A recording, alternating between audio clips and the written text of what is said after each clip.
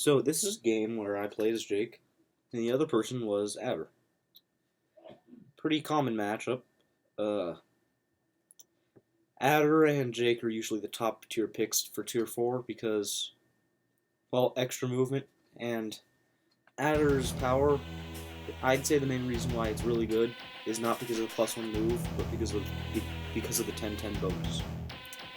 Jake, he always wants to pop his superpower because it's just 6 stars plus 2 move, 40% extra firepower on planes, and indirects get extra range, which is why I tend to call Jake Discount Grit. And I'm just gonna start the game. Early game, just capturing and building infantry. I checked this guy's account. This guy is about a 798, so basically 800. He has a lot of losses and wins. So yeah, this isn't the most skilled pony. I don't only want to just put wins on this channel.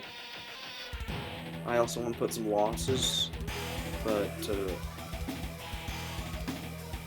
most of my losses, they're usually wipes. Like, I just get destroyed. But my wins, most of them are close. This one isn't that close, but you're gonna see the reason why I'm making this into a video. For one specific reason. Also, he built a weak side tank, which, not usually the best idea. I built my tank here, and I'm just gonna ferry tanks up here, because something about this map, look at how choke pointy the HQ is. If you're able to choke point this mountain, they can't come here. They need to go all the way around to reinforce, which sometimes they just don't have that much time. So that can be pretty easy to exploit.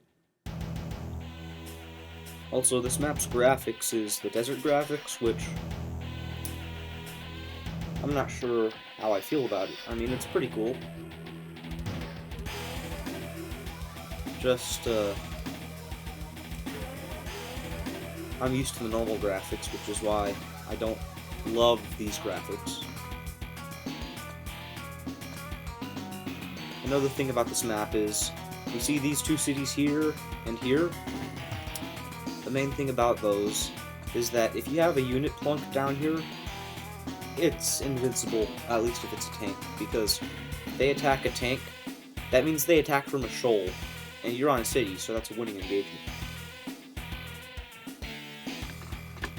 He keeps his tank just outside of range of mine. Yeah, he could have went a little closer.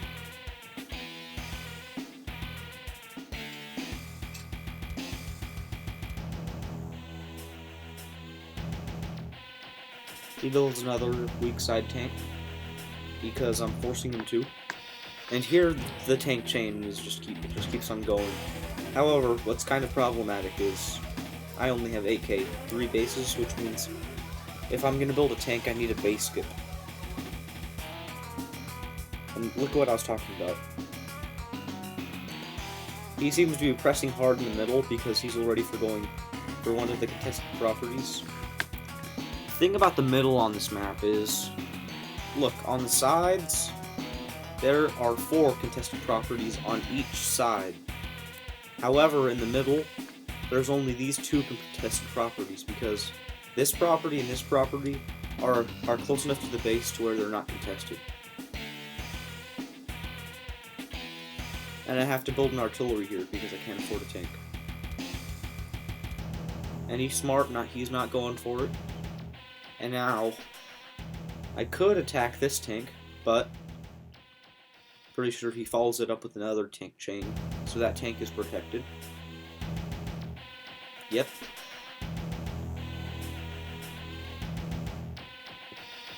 And I'm just capturing things, and now we're about to... This is just a stalemate, we're just putting ourselves on defensive terrain. saying, "Hey, why don't you attack me first? Well, let's see how that goes for you."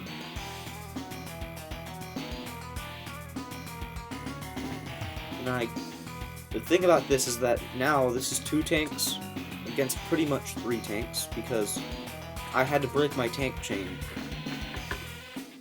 So this artillery better be doing some things.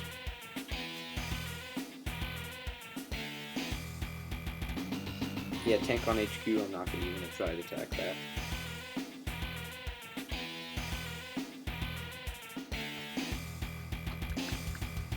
And you can see income, we're pretty even. Because, well, I'm going to capture a few cities. And then he's going to capture a few cities. However, I think he will have the early income advantage. Can I attack his infantry? Finish it off? Place my tank down there. And then I place my artillery here. Not covering anything except that infantry. I wish it could have moved up further, but it couldn't. And then here I go double tank. And I want to send those 2 bad boys over here.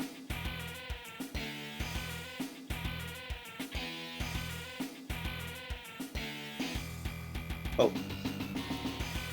Here he just tries to get the interrupt on my cap.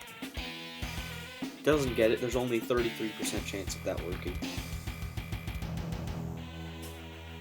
And now he's having to fall back over here.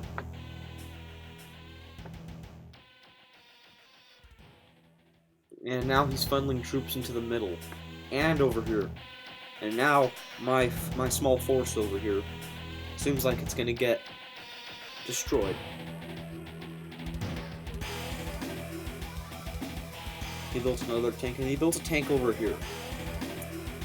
This, I think, was a mistake, because sure, you'll be able to come over here and kill a ton of infantry, but if you built it over here, you would have even more reinforcements to take on my force over here.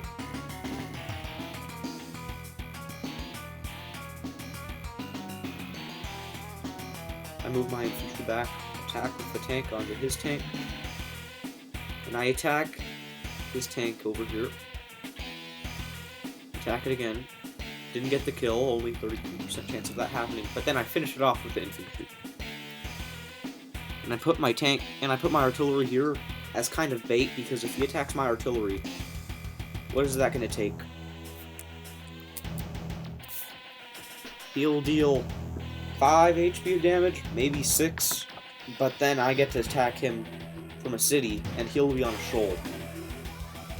So he gets to choose whether or not he thinks that's worth it. Losing a tank for an artillery, that's 6k for 7k. That was my reason for doing that. And here's one of my mistakes. 3 infantry against, like, what, 5?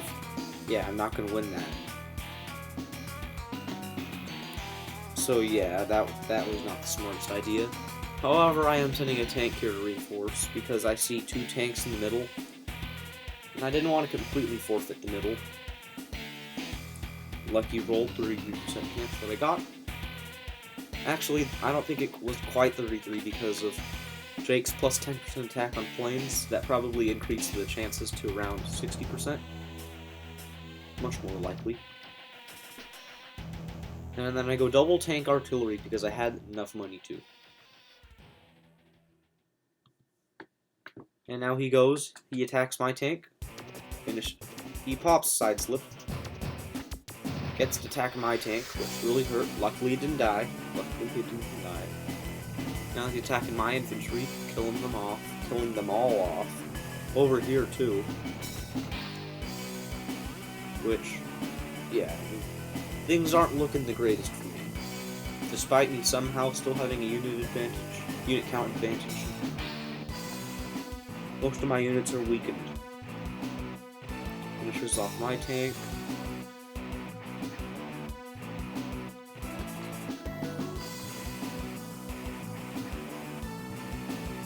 And he builds a decopter,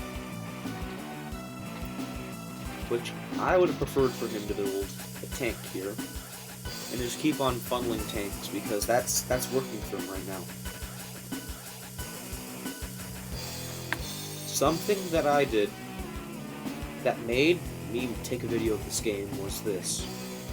I finish off this tank, and I think for a bit. I just think, what can I do this turn? I can't really counterattack that much.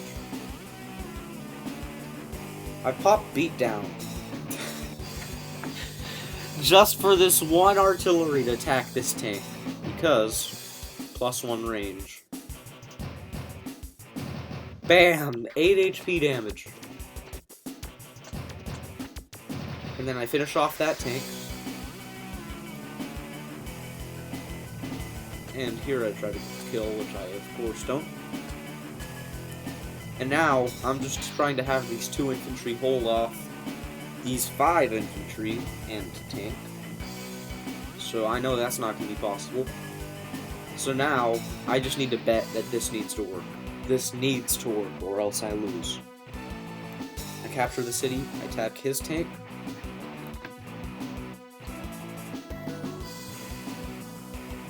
And I build a B-copter. My plan is to send the B-copter here or here, because he doesn't have any anti-air, and I'm planning on building an anti-air next turn to deal with his B-copter. He attacks my infantry to interrupt it. His choice. I personally would have retreated it. He attacks my tank.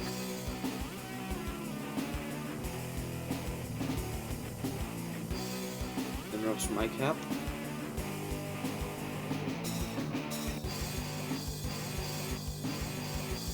So yeah, he's making some minor mistakes, but for the most part, he's playing better than a normal 800. He builds 3 tanks.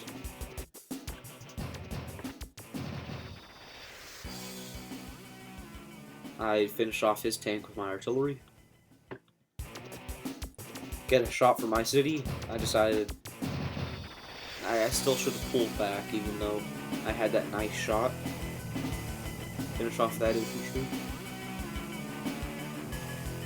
Attack there. And now I back it up with an artillery. However, he could have easily broken this wall. Infantry here, tank here. Not the greatest wall. However, he attacks my artillery. Battlecopter's range.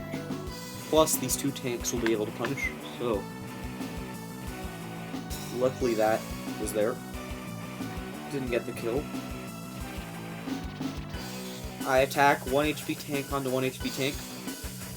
My tank dies. That was annoying. Very annoying. That really stink. Attack his infantry. Anti-air, battlecopter, infantry. I should have kept the tank chain going and built like an anti-air here somewhere.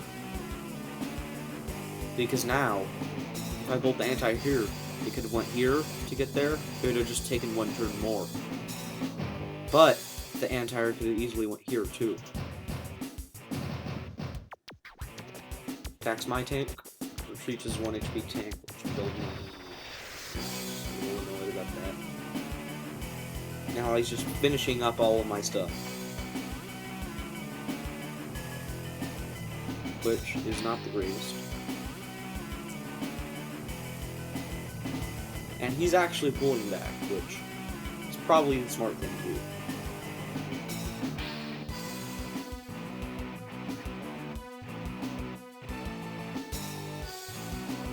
I attack his tank, back it up with an artillery. This is pretty much bait. I'm trying to bait him to attack. I'm baiting for this tank to attack here, and for his tank to go over here and attack my artillery. Because then I'll have 2 pretty much healthy tanks to attack him. Plus this.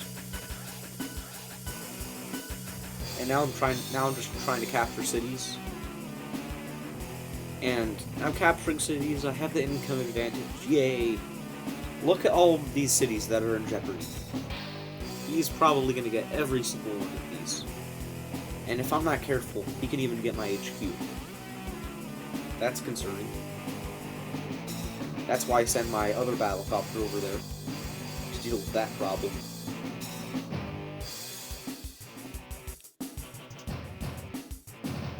Tank, infantry. He pops side slip.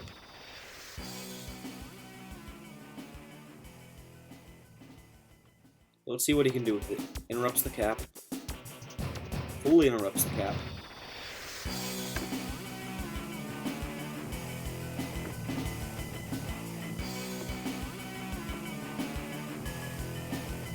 He goes for the bait. He kills my tank. Moves his other tank over here. Shoots down my artillery, which hurts, but I'm going to be able to reinforce with so many things. 7 HP infantry on full HP one. I think he might be going for a little bit of scorched earth tactics. He finishes off my infantry.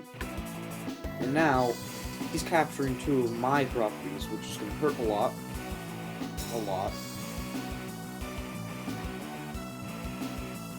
And now, what I don't understand is, oh, he got a free copter hit. I thought he completely sacrificed his copter, but he did not. And then I finish off this 4 HP tank with artillery, which didn't kill. That did, though. And this tank kills? No, it doesn't. It's annoying. It's annoying. Finish off the infantry. Shoot his infantry. And now I'm just trying to form another wall. And I'm just thinking, well, that'll work. And you might be thinking, well, that's in range of his battlecopter. Why are you doing that? Remember, he has side slip, and his next side slip is not right around the corner. He's probably going to get that in 1 or 2 more turns. I build a medium tank here because I'm starting to feel the pressure on my HQ. 3 tanks. When there's 3 tanks, you usually build a medium tank. Just rule of thumb. He captured 2 of my cities, which is why I'm so behind in income. He attacks my tank on HQ. Attacks my infantry. Attacks my tank. Finishes off my infantry. Finishes off my tank. Wall breaks. That's annoying. And now he's blocking everything. Shoots my tank. Shoots my artillery. Does no damage. And guess what? I found another game-winning move. And this took me like 10 minutes to come up with. But my objective is get this battlecopter, kill this tank. And over here, get this battlecopter and kill this tank. So yeah, now everything's just dying. I'm still deciding what to do. I attack my tank onto his tank. And then I finish off his tank. Finish off his 1 HP tank with 5 HP infantry. There was something that I decided to do. And I wouldn't have been able to do it if I didn't pop my power. So, popped my power. This artillery fires at the infantry. My infantry attacks his infantry. That had about a 10% success rate if I didn't pop the power, but since I popped the power, it was guaranteed. Then I could take out his battlecopter. Now, he's completely choked out. He cannot get to his HQ. Which, now, if I were him, I would completely panic. Like, what do you do in this situation? At this point, I think it's GG.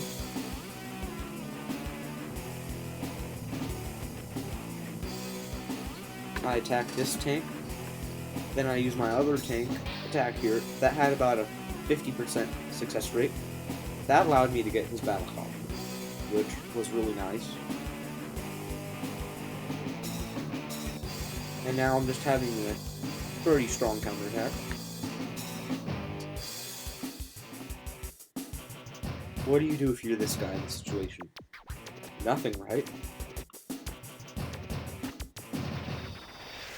And yep, he can't kill the tank, and now he's planning to build a bomber. But even if he gets Sidewinder, that bomber cannot reach here. So, yeah, that kind of sucks to be him. Can't even finish off my tank.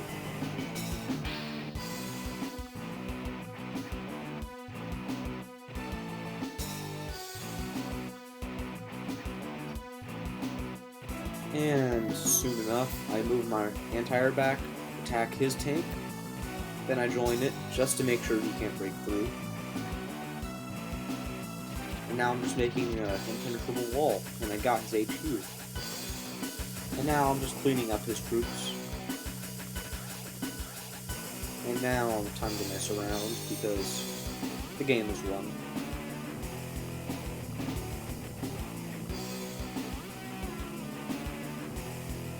I'm going to speed through the rest of this.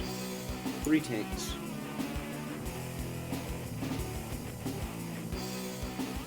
Pop Sidewinder to kill my tank. That's about all it did. And then he resigns. So, there were some mistakes, but if you check the stats, he wasn't that far behind. Thing is that I killed 3 more tanks than him. He was taking bad tank engagements, but he was taking good infantry engagements. And he was able to kill off a lot of my infantry, which I shouldn't have allowed, but in the long game it seemed like the tank engagements mattered the most, because that allowed me to get his HQ. And I think that will be it for this video.